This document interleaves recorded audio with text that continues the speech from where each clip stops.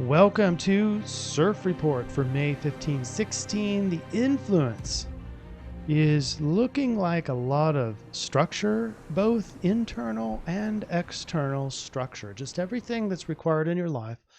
And then the solution is going to be very Virgo based and Saturn based. Okay. Well, without further ado, let's go ahead and get started. If you haven't seen Dreambot Run or know what a Dreambot Run is, then go see the beginner's guide. This is a collection of dreams collectively around the world, and we've got two main memes here recently. One of them is the red arrows. That's the structure in the living. I thought initially it was going to be kind of like cities. So you got Washington and cities, but this is how we live our lives. And plant could be two things. We need nourishment and edible plants, but we also need, arguably need factories and plants and stuff. So this is all about the universe, where we live. It's the living space. All right. And then the blue arrows is about transactions, but I'd say roughly 30 to 50% of this meme is all about financial transactions and related to that. And so anyway, that's where you have it. It's about living in the living space and structure, but it's also about transactions. And some people could argue that you could probably combine both those together. All right, let's go see what the astrology says. And this is going to be Wednesday.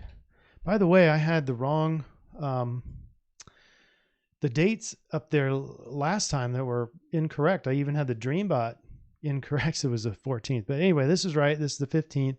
This is going to be Wednesday. And all we have in the sky, really, from an astrology standpoint, is Mercury sextile Neptune. That could be kind of confusing. You might be garbling your words and stuff like that. But look at the rest of this. It's not really much of anything. You've got the sun still in Taurus, so they still got that sticky kind of can't really get up and do much. I feel stuck. I've got a lot of clients who are reporting that they're feeling stuck. I'm waking up in kind of this tar feeling where it's hard to wake up even after a good night's sleep.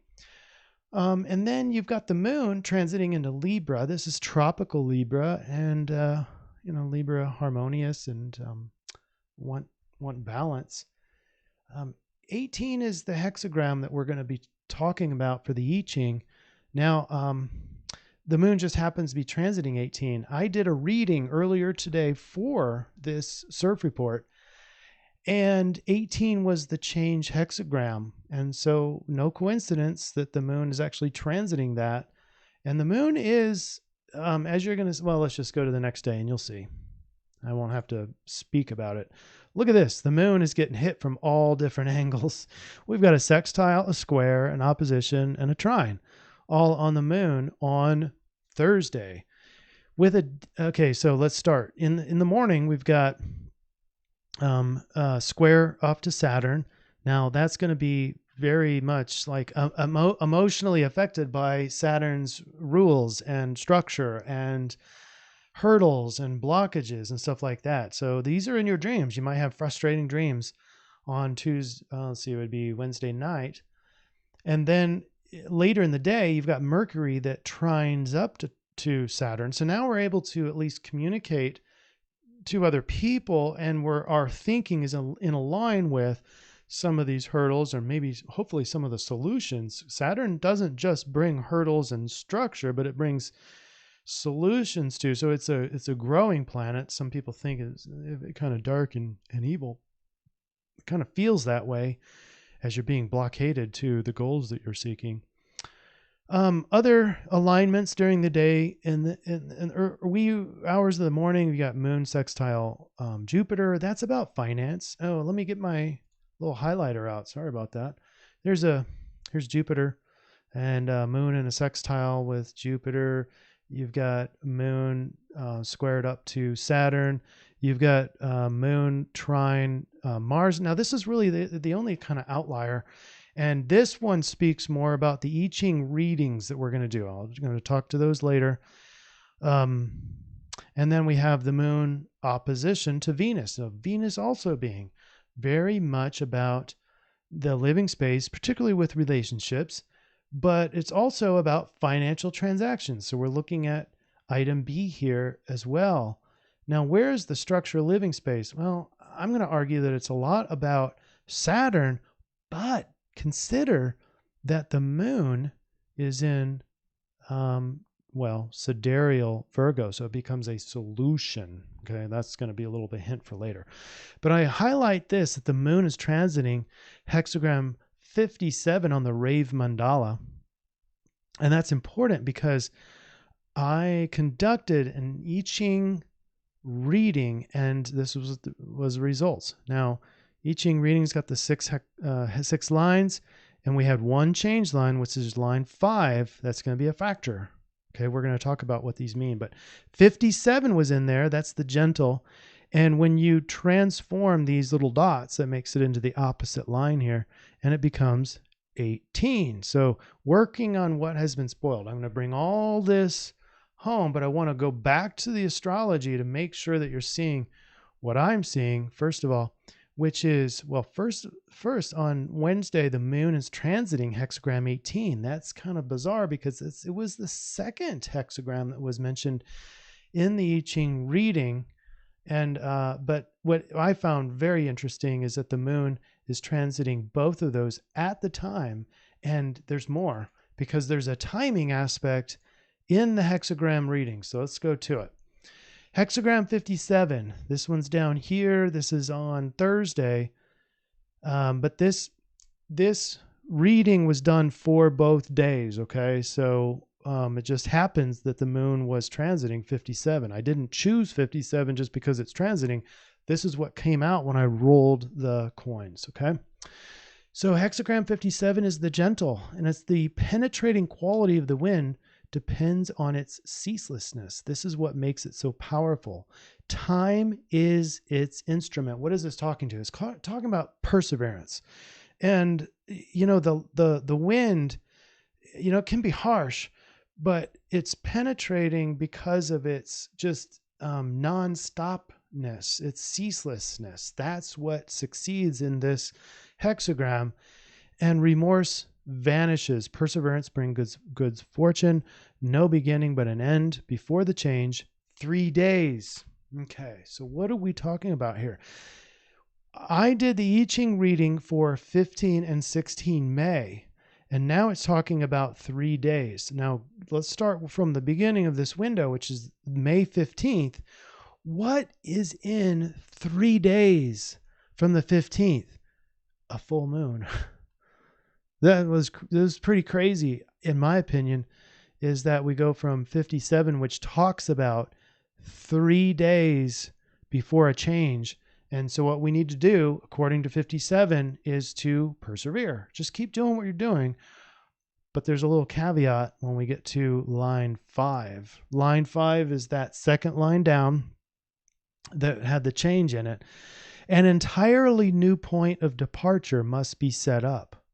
Whereas here it is only a question of reforms. The beginning has not been good, but the moment has been reached when a new direction can be taken. Change and improvement are called for. Such steps must be undertaken with steadfastness. That is, with a firm and correct attitude and mind. Then they will succeed. Let me read that again. Such steps must be undertaken with steadfastness. That is, with a firm and correct attitude of mind, they will succeed, and remorse will disappear. But it must be remembered that such improvements require careful consideration. You're given 3 days before the full moon. This is incredible, but that's not even it, because that change shifts into hexagram 18.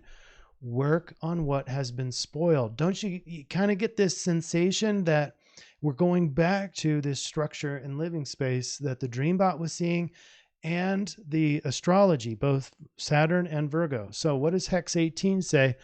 It says work on what has been spoiled has supreme success. It furthers one to cross the great water.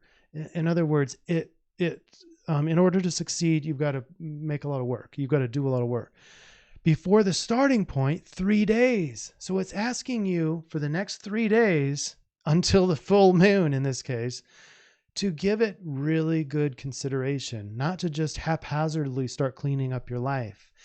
It's asking you in this next 3 days, take a pause on this unconscious movement and doing in your life, and start taking inventory about your behaviors, your habits, the processes that make up your life, and start inventorying and see which ones you can start using to clean up your life.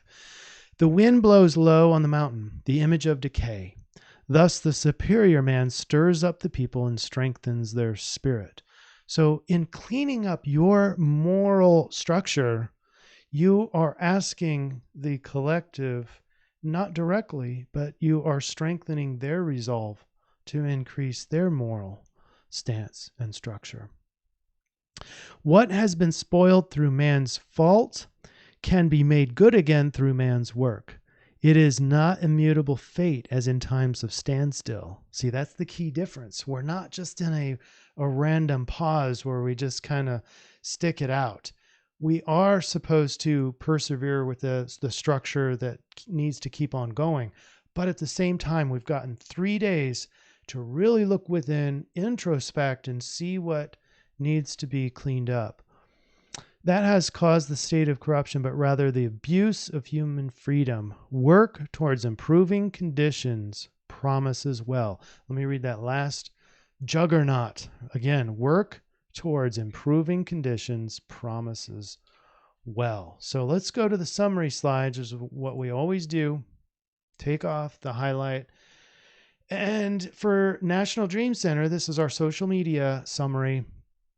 This is spring cleaning. It's the last chance to clean up the moral structure in your life in preparation for the full moon. But here's the big summary slide that's going to be on Intervention social media. And this is the overall CIRF report in summary. So the influence is how your life is structured, both physical. The Dreambot talked about the kind of the physical city, the layout, the events, the the financial transactions. It's how your life is structured is the influence. It's asking you to look at all that. But the solution is very Virgo based. Virgo being in the sidereal chart is where the moon is right now. And, Virgos are typically the ones that have all the pills ironed out in their containers, and they've got all the to-do lists. And, this is kind of that planning period. You've got 3 days to really, not really clean it up, but the plan to clean it up. And we have the determination to make it right and transform what was spoiled. So down here we have the I-Ching 57 and 18. And it's just this kind of nice little pause, but like persevering pause. It's not like just a total standstill, because you've got that wind persevering with the I-Ching 57. So anyway, I hope this was of help for you. We've got guaranteed to have a lot to talk about on Thursday evening. This is just incredible how these readings are coming together and stepping us just seamlessly through the different energies. Really, really incredible. If you haven't already, please share with your favorite friends that might enjoy a, kind of a revolutionary look at astrology and horoscopes. And I really appreciate you being here. Thanks. And we'll see you on Thursday evening.